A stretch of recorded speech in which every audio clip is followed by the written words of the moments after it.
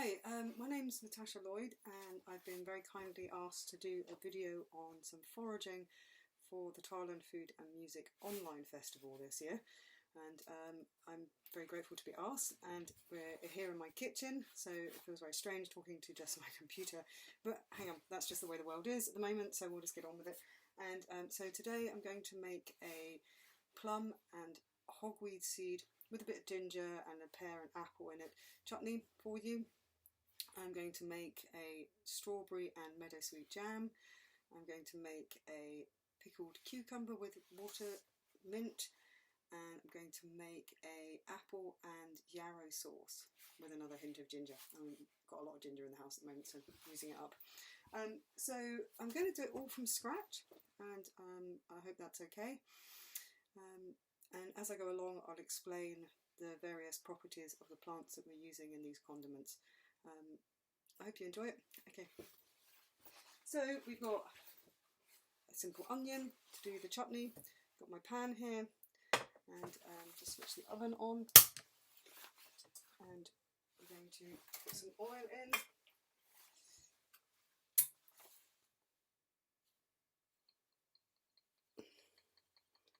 So about a couple of tablespoons of oil, not a huge amount, just enough to carry the onion through.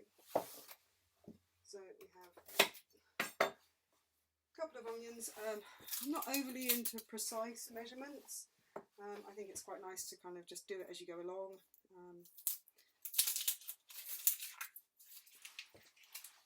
I've been making chutneys and jams and things for quite some time, so it becomes more natural once you've done it a few times. I'm sure there's plenty of you that have done all this sort of thing before, but it's nice to add the various wild plants into it. Okay, so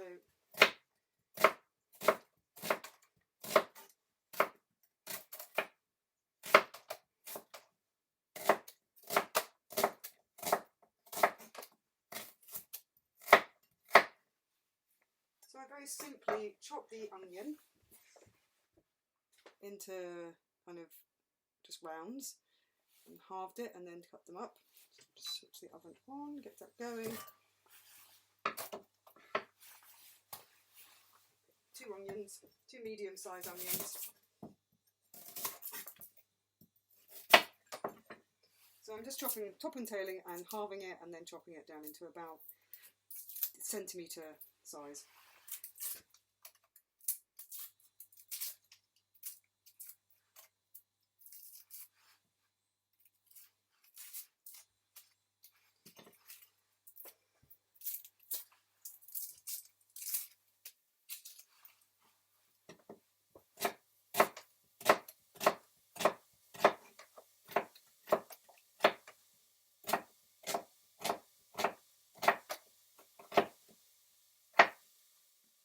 There we go, that's the onion done.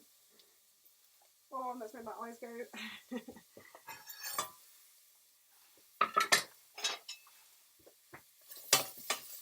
can hear that cooking quite nicely. So we let that sweat down for a bit, and until it's about translucent, and then we'll add the other ingredients. I've got some nice pears here, and a nice big apple, and some plums. So I'll get on and chop those. I just wanted to show you it completely from scratch. You know, we could have done it Lupita style and done it that way, but it's actually quite nice if you see it from all the aspects.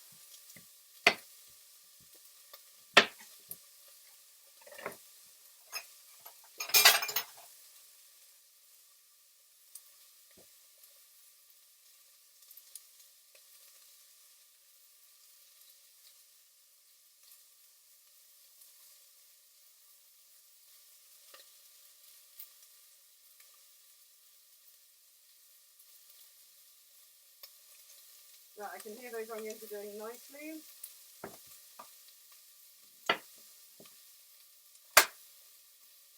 So I'm just quartering the pears, and then I'm going to remove the middle part with all the seeds and everything in it. Can you see that? It's kind of weird cooking and showing everyone and explaining everything, but that's what we're doing. So that's the pears in.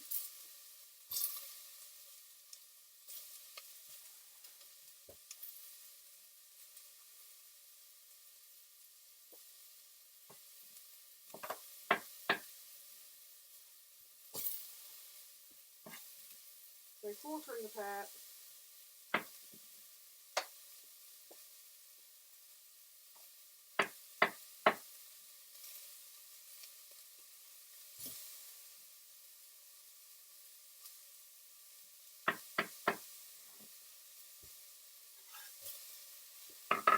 And the same with the apple.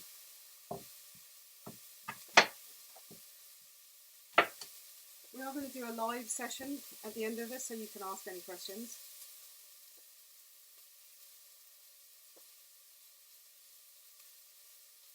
I'm going to peel the apple because I want it to break down quite quickly. Removing any bits that this has got a bit of a bruise on it, so I'm just getting rid of that bit. Just sense.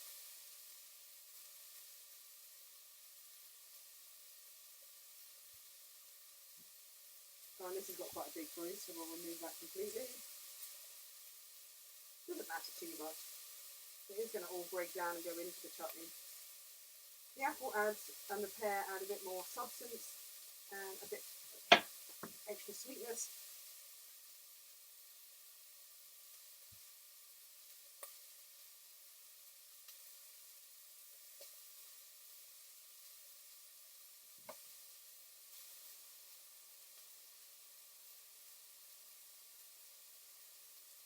Right, so that's the apple.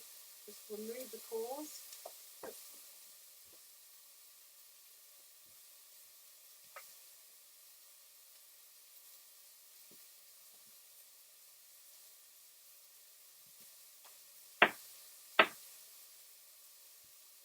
Give it a bit of a stir. I can hear that sticking to the bottom slightly.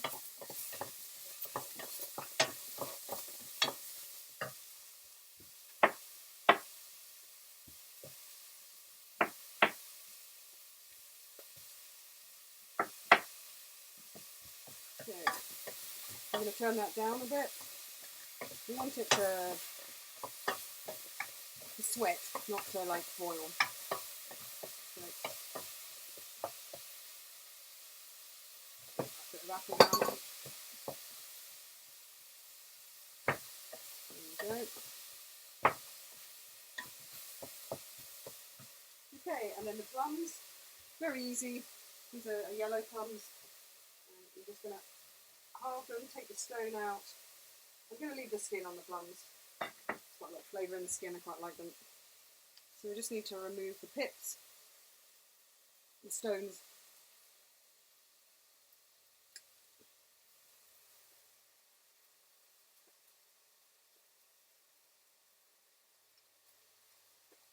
And then chop them up a little bit. These look like really good plums actually. There, that will remove. Yeah, they're good.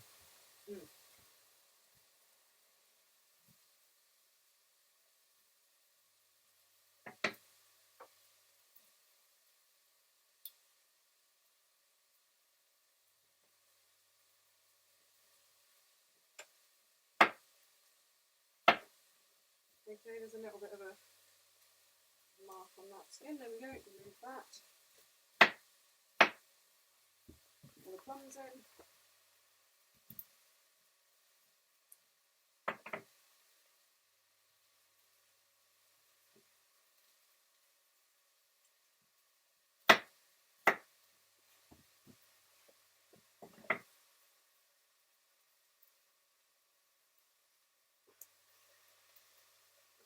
Tough one.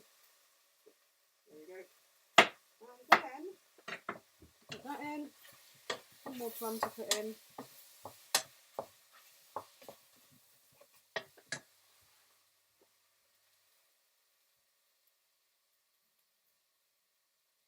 Well, we're starting with the chutney because the chutney takes the longest to cook. This video is roughly 45 minutes to an hour, so that should be enough time. We're not making a huge batch here. If it gets a bigger batch, it takes longer. I'm just keeping it small. This should yield about 1 or 2 kind of jam dry sauce. Right, that's the plums in. And then we're going to add some sugar. I'll just wash my hands. too sticky. Remove all the stuff into my compost.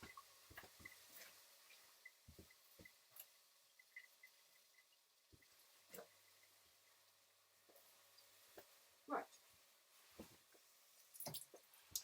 Oh. Okay, technical issue there, something happened. Right, sugar.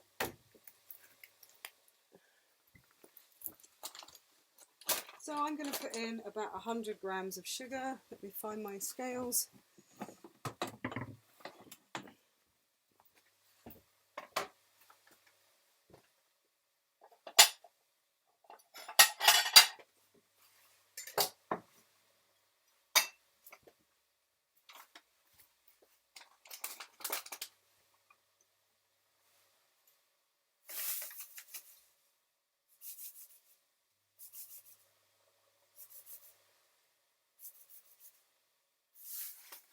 One 105 grams.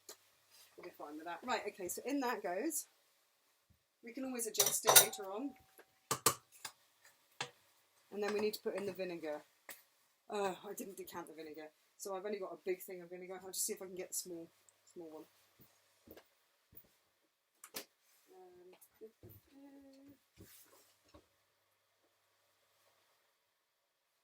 not vinegar.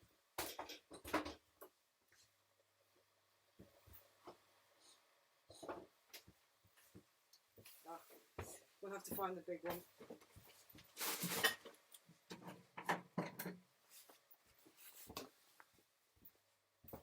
Real-time issues while doing my videos. I've lost my jug. Sorry about this. We'll have to use something else.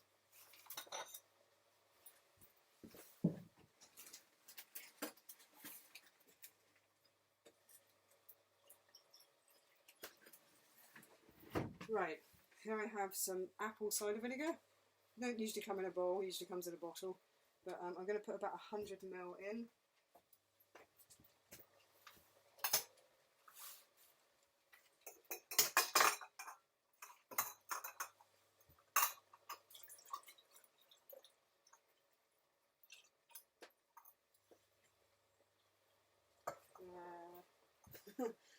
Okay.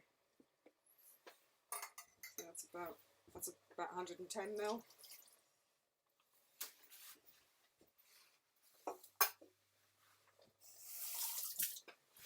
Right. Cover back. Okay, so then that will cook down. And we're going to do that quite slowly. Just there we go. That will be lovely. My whole house will smell of vinegar now. I don't mind that. Right, and then a bit of ginger. Let's give it a little bit of extra kick. Just a different flavour in there.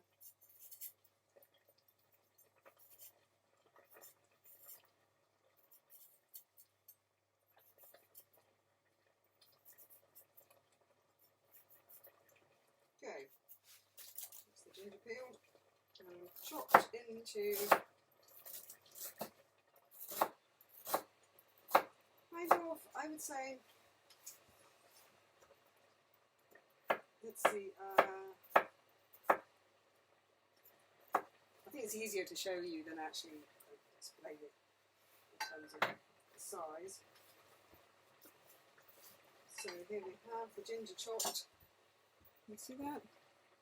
So I've just made it sort of chunks, reasonable sized chunks. There we go, in it goes. So, oops, sorry about that. This is bubbling away nicely. And we'll just let that sit and do its thing. And then we'll start the strawberry jam. After I wash this again. Yeah, we don't want all that. Oh! I forgot to put the hogweed seed in. So here we have hogweed seeds. These are from common hogweed, not giant hogweed. And I've just got 5 grams here. Let's just test it. There's the want it to be precise. Got exactly 5 grams there. There you go. Feel good about that. Now, hogweed seeds, found at this time of year. You'll see them along the hedgerows. As with all foraging, don't pick anything you don't know what it is. It's really important that you are careful with what you pick. So come out with me or one of the other local foragers and I'll show you where these are. Hogweed seeds have a orange cardamom flavour and actually really quite pleasant. They're very strong, so I've only put in a few just to give the flavour all the way through. They're better cooked. They're okay raw, they're edible raw. In Iran and Nepal, they're used as a common spice on a fairly daily basis when they're dried like this. And this will give a really nice flavour to the chutney. So we'll just turn that down and let that cook. And we'll adjust the sugar and the vinegar as we go along. I'm actually going to put a bit of salt in as well, because salt's good.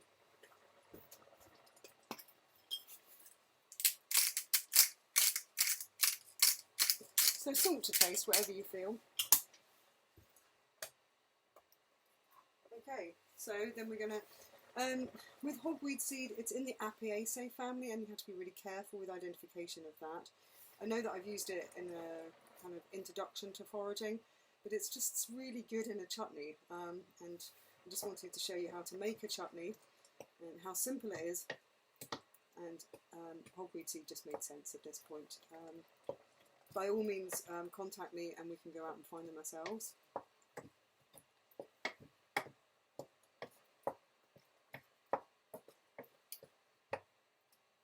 Right, so that should, yep, that's vinegary. Okay, that smells good to me. So next we're going to do the strawberries. And all I'm going to do with the strawberries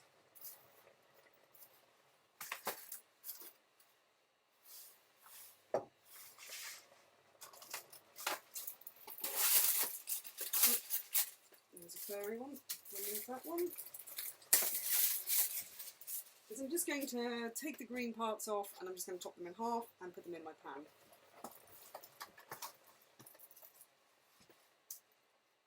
That's furry. Right, so, and then we're going to add some dried meadowsweet. Meadowsweet's gone over, it's gone into seed right now. We're in the seed roots time of year. And the berries, hence the strawberries, just on the edge of the strawberry season. And this smells lovely. This smells of fresh linen sheets, and someone said the other day it smells of baby wet wipes, which to me isn't that appealing, but it is nice. It's got a lovely sweet vanilla-y smell to it, and that's the flavour you get from it if you don't steep it too long. You need to only steep it for a short period of time. Okay, but we'll do the strawberries and get those in the pan. Now with meadowsweet, it's where aspirin first came from, and it grows extensively here. It likes to be in damp places. It grows along the Dee quite a lot. You see it, it's white fronds earlier in the year. It's only just gone over. It's still picked fresh in a few places.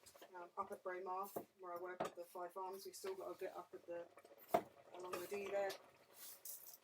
It makes a delicious ice cream. So let me explain how it contains salicylic acid, and aspirin is acetyl salicylic acid. And so it's not the same composition. It is anti-inflammatory when it's in meadowsweet. Meadowsweet as a herbalist I use quite a lot of for digestive issues and for heartburn. It's really good for that sort of thing. And what's interesting is that aspirin is often known to cause an ulcer for some people, not everybody. And for meadowsweet, it heals an ulcer. It's really soothing and healing to the whole digestive tract. And any red patches or inflammation, it helps reduce those. And it's really, really helpful. That's my main use for it. There's other uses for it too, but that's what I mainly use it for. And it has a honeyed vanilla flavour when you don't steep it for too long. If you steep it for too long, it becomes aspirin-like. It becomes like kind of, it becomes really medicinal, and you can really taste the salicylic acid. Now, don't take meadowsweet if you're allergic to aspirin. Really important. You will get a reaction to this as well. It's not as prevalent as an aspirin reaction, but it's still a reaction. We don't want that. So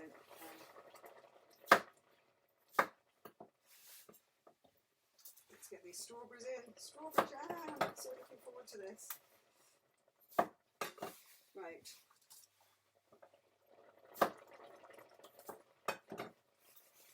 So I'm literally just halving them, putting them in, and then we'll weigh them, and we'll do roughly half strawberry, half sugar, and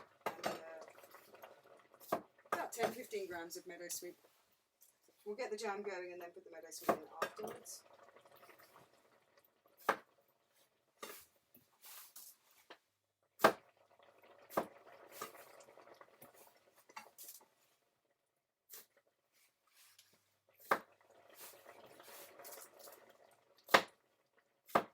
How's our chutney looking? No, it's looking good.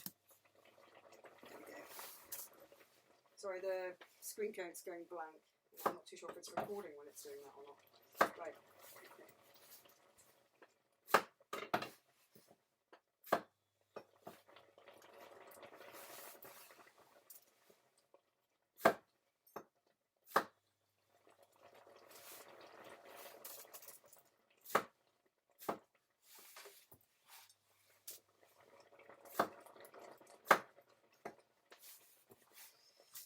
Nearly there with this punnet, and then we'll do the other punnet.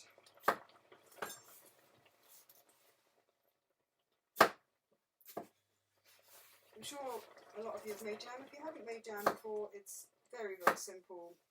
You have your fruit and your sugar, and you cook it down, and you take it to 103, 104 degrees, and then it will set. So again, it takes a while to do it, but it's worth it. Especially at this time of year when we've got all the excess fruit around. That's why I chose plums, because it's plum time.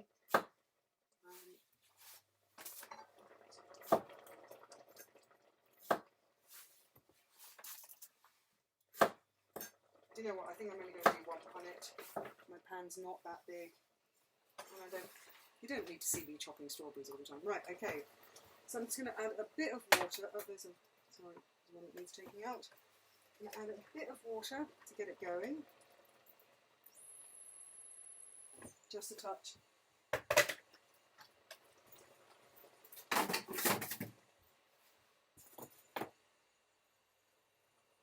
Oh, I forgot to weigh them. Okay.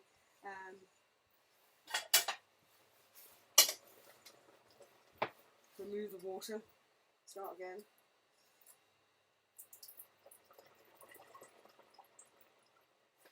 Okay, now weigh my strawberries. Oh, they smell so good.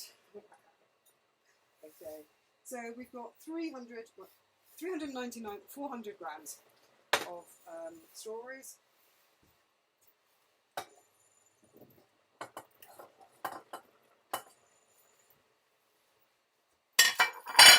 Touch of water, just so the lid sticks to the bottom.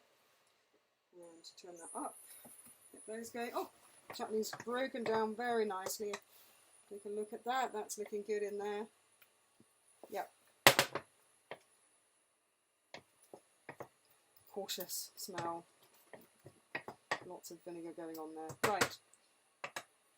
And then, so back to the jam, we need to add 400 grams of sugar. Oh, no, we'll do 200 grams of sugar. So 400 grams of strawberries, 200 grams of sugar. I'm not a great fan of putting lots of sugar in. It's going to preserve it and give the sweetness that we need.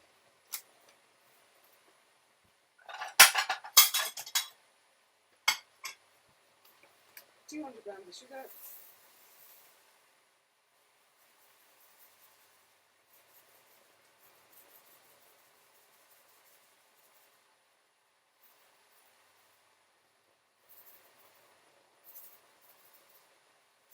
Right, there we go. 200 grams of sugar. And that goes.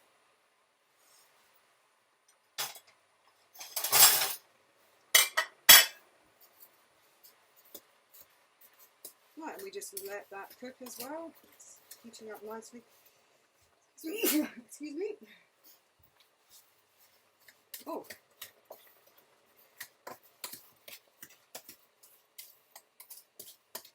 Oh, that smells so good. Right, wash my hands again. Oh, actually, I have to remove the strawberries.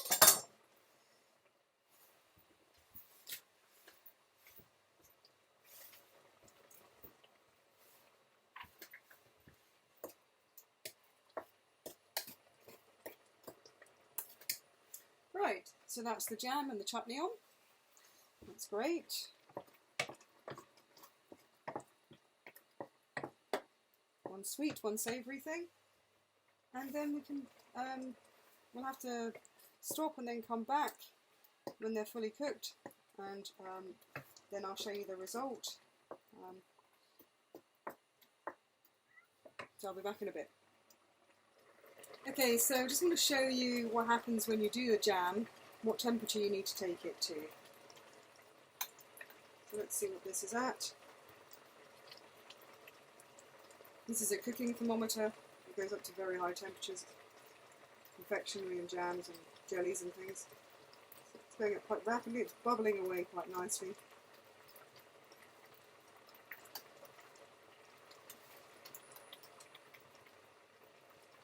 Right, we're at 75, 80. We want to take it to 104. Some say 103, but I think 104. Just to be on the safe side.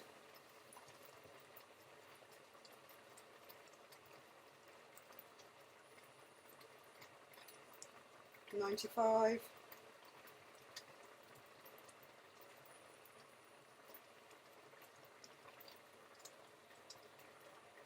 $100.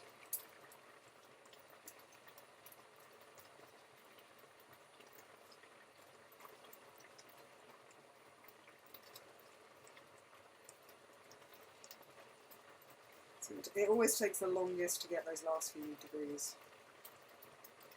About 102. We're nearly there. Oh, the chutney's nearly there too. Great. Brilliant. Okay, 103.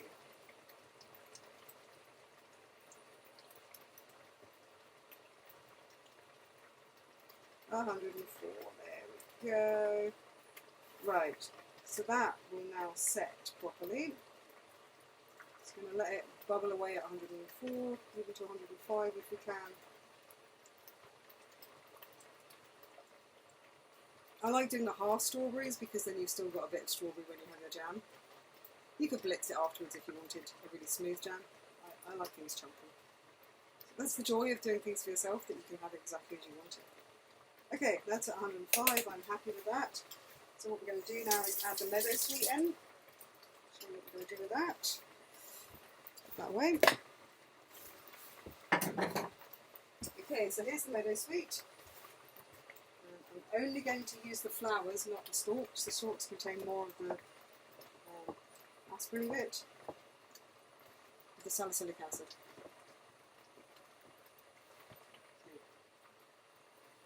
I'm just going to put these in near the end. You know it will set now because it's gone to 104, in fact 105, so it will be okay. And oh, I didn't measure a couple of heads of meadow sweet. And you'll do it once and then you'll see how you like it, and then you can always do it again and add more or less next time you make it. There we go. I like quite a lot of meadow sweet. I really like the flavour of meadow sweet. Right. So we put that in at the end so it doesn't cook in too much. We only use the flower heads. That smells gorgeous. Right, okay. There we go. So then we just need to put that into a sterilised jar, label it, and well, let it cool, and then put it into a jar, and then label it. And don't put the lids on until it's fully cooled, otherwise you'll get condensation and that can cause mould. So it's not as simple as going to the shop and buying strawberry jam, but it's way better. Okay, brilliant, that's that one done. It really didn't take long, did it? Okay, so our chutney is going very, very nicely. And we're going to wait till all the bits are broken down. And breaking down nicely, the pear and the apple and the plums. You can see the odd hogweed seed in there, giving some good flavour. There we go. That's very close to finishing as well. Just breaking it down a bit more so it's a bit more even.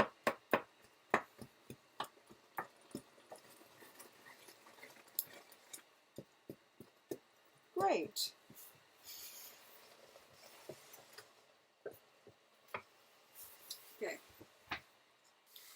Okay, so the strawberry jam is in a dish so you can see it. It's still very warm, so it's going to be a while before it sets, but we'll just let that do its thing. And the chutney is also still warm, but you can see that it's really broken down compared to what it was in the pan. And I've had a taste. Let me just have a quick taste of it. Yeah, that's nice. You need to taste as you go along just to get the proportions of sugar and vinegar right, and a bit of salt. But I'm happy with that for my tastes. It's going to be really good with the cheese. I'll just wash my spoon not to contaminate the strawberry jam. Oh, I love strawberry jam. Right, okay.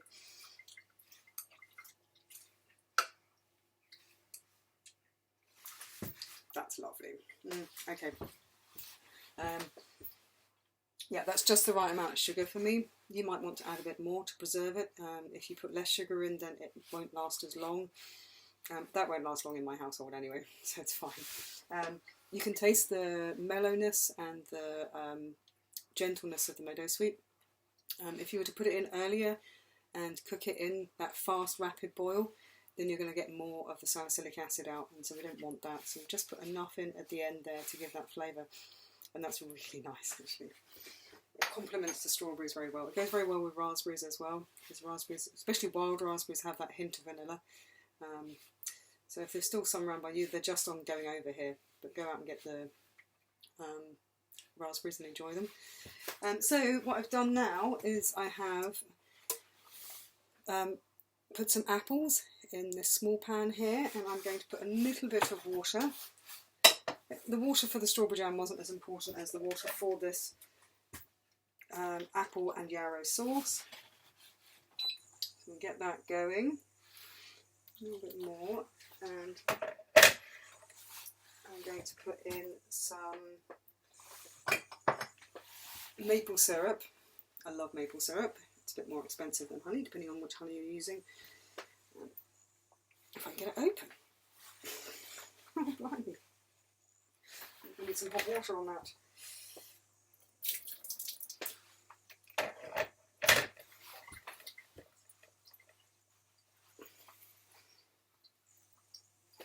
Come back to this. Isn't that typical? Just as I switched off the camera, it went. Anyway, there we go. So we put in about 20-25 ml of maple syrup. That will give it a really rich, deep flavour. And then what we're going to add for the wild ingredient for this one is yarrow. Just went out and got some fresh yarrow for you. Yarrow is still in the verges. Now yarrow is one of those white flowers that comes up throughout the summer. It lasts longer than cow parsley and hogweed, and so I don't know if you can see that very well. How you identify it is the leaf. This is the leaf of yarrow, and it's the only leaf in the wild that looks like this. You can get garden varieties of yarrow. This is Achillea millifolum, millifolum for the number of flowers at each fluorescence. So yeah, this is a great plant. This is a bitter, sorry, an aromatic bitter, and it's really lovely. Let me just see the, that's really nice. This goes into the bitters in the hotel, and I use this in a lot of, it's got a lot of medicinal uses. It opens up the capillaries in the hand and feet. This got rid of my chilblains within one winter, taking it in tincture. Tincture is the extract of water and alcohol. For yarrow, I would use 45% alcohol to 55% water, leave it in for about 2 weeks and then make a medicine from that. These days I often buy things in because I don't have as much time to make my medicines, which is just part and parcel of getting busier, and that's good. I like being busy. And so yeah, we're going to use the whole aerial parts. The pollen of yarrow was found in the cave of Sandahar in Iraq. And that was dated back, one of the caves and the bodies that were found there was dated back to 12,000 years. The ones that were found with this pollen and other medicinal plants. There was actually another cave found in February this year in Sandahar, and it was dated back to 70,000 years. But in terms of this plant, we know that there was some evidence of it being used, or certainly around humans. Whether it was used for medicinal purposes, we don't know. But certainly also in text, this goes back thousands of years. It's a great plant. I use it for a tea that is peppermint, elderflower and yarrow, an equal mix, for coughs and colds over the winter time, and I've used it when I've had a cold myself, and it really helps. You can feel the yarrow is a diaphoretic, so it helps you sweat, brings things out of the body, and the peppermint helps soothe your stomach when you have a cold, and the elderflower has antiviral properties, so it's a really useful thing to have over the winter. Plus, I really like the aromatic bitter of this. I like the bitter flavour.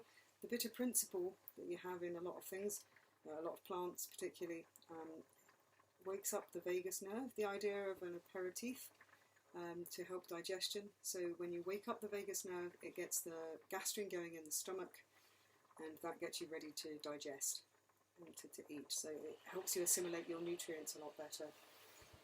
So anyway, so that's yarrow, and we're going to put some of that in here. I'm going to put it in early because I like yarrow, so I'm going to have a lot of flavour in this sauce.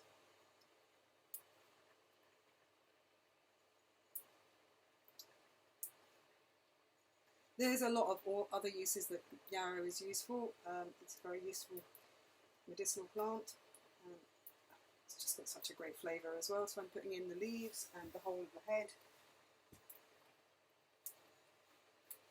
When you use something fresh, it's going to be have more of the compounds. It depends actually on the plant whether it's fresh or dry, which is best. Quite often it's fresh is best. So we're just going to let that cook down, break down into a sauce, and have that.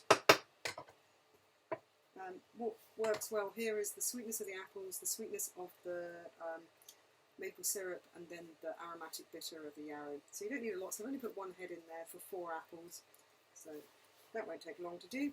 And then in this pan, which I know you can't see, but in this pan we have some vinegar. I've got about 200 ml of vinegar in there, and what I'm going to do is put some sugar and salt in there. Oh, I forgot the ginger. So this is just, yeah, I'm going to put a bit of ginger in with the apples. Sorry. Let's get that done.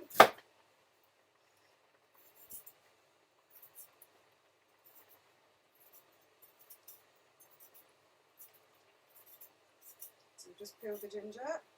And I'm going to make it roughly the same sort of size that we did for the chutney. Maybe a bit smaller because this is going to be a sauce. You don't want too many. I don't want too many chunky bits in it, but you have it as you want it. I'll use about half of that.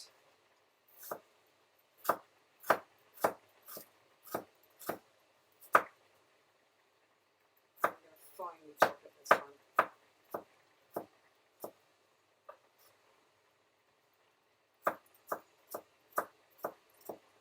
There we go.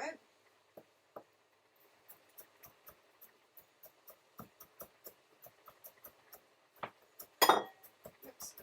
Right, so I finely chopped it this time. I'm sorry my back's to you when I'm doing this. It's just the way my kitchen is and the way I've managed to set it up with the camera. There we go. So that goes in. And so the ginger will give it another dimension in this sauce, and just kind of lift it slightly.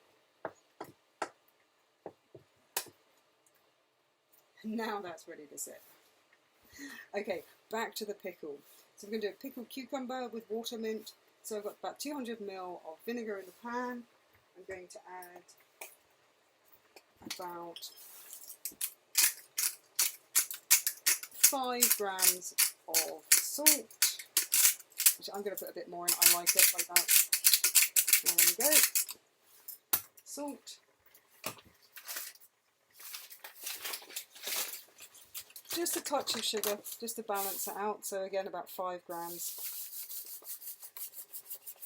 There we go. You do it to your taste. There's no right or wrong. The vinegar is going to preserve it anyway, so it's just a matter of taste at this point.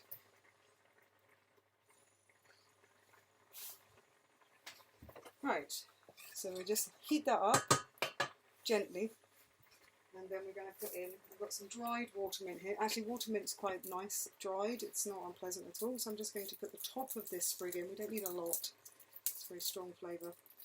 I'm going to crush it slightly and put that in. There we go. Let's remove all this apple peel.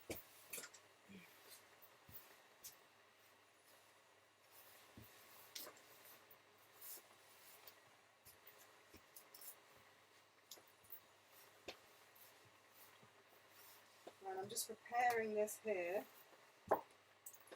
for chopping with, I like to use a mandolin. Don't know why I did this, to do this on camera, but hey, it's okay, it'll be alright. So put a mandolin here. You don't need a mandolin, I just got this in a charity shop years ago and I like using it. It's always a bit scary to use, so give it a quick wipe.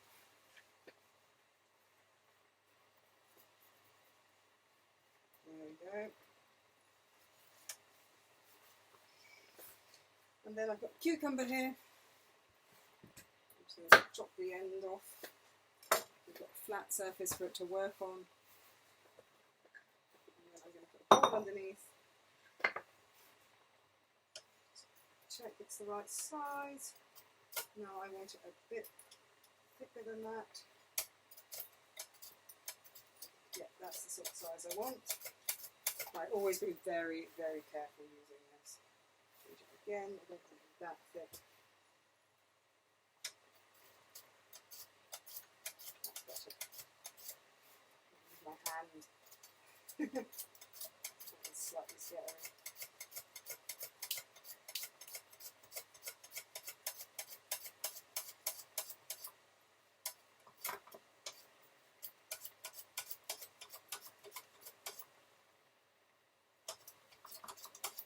Always concentrate fully when you're using one of these.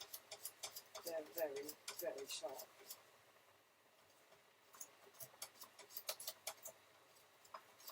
Right, there we go. I'll just use the end of this.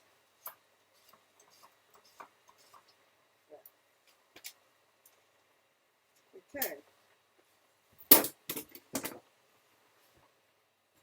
Right, so that's our cucumber chopped. Looking good. Oh, okay. So now our pickle juice is ready. All you need to do with the pickle juice is to bring it to the boil. Well, not even to the boil, you need to just dissolve the sugar and the salt, so it's not a huge amount of heat that needs to go in there. Our applesauce is starting to break down, it's looking good. And we're just going to let this cool slightly. And I'm not putting things in jars so that you can actually see the end result. And yeah.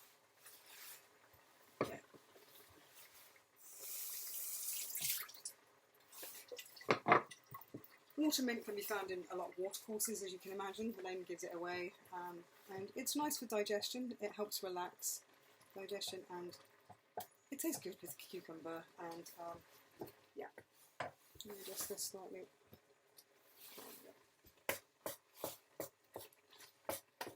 Okay, right. I'm just really waiting on the applesauce and for this to cool down. So, so I have the applesauce, and I'm going to put it in here so you can see it. I blitzed it slightly. It really didn't take long to do, I would say 10-15 minutes. We have that here. Looking good, you can see the old green fleck through it. That'll go really well with the pork chop. Or a roasted butternut squash, if you're vegetarian and vegan. That's lovely. You can just taste the yarrow. You don't want too much of the yarrow. Yeah, that's really good. Okay. And then what I've done is I put some of the cucumber into this glass. The vinegar mix, the pickle mix, has cooled down, and I'm just going to pour it in.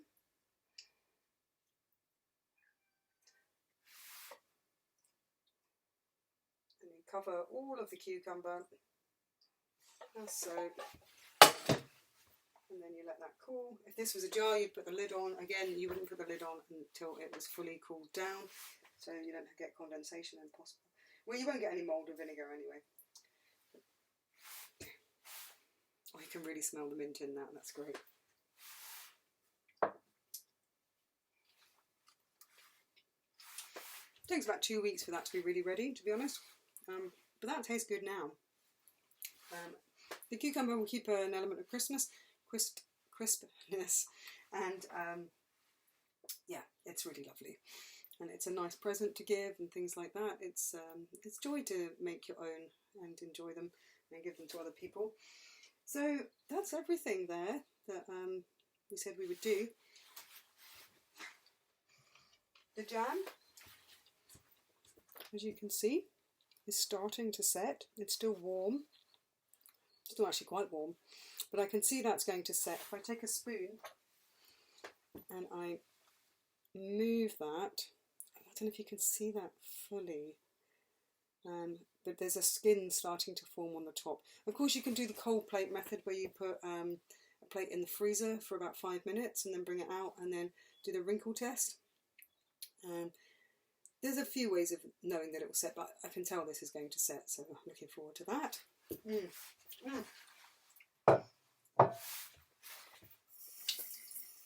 then we have the chutney, which has cooled down, and that's looking like it's kind of all gelled together really nicely. So, yep, that's and I can taste the hint of hogweed seeds in there.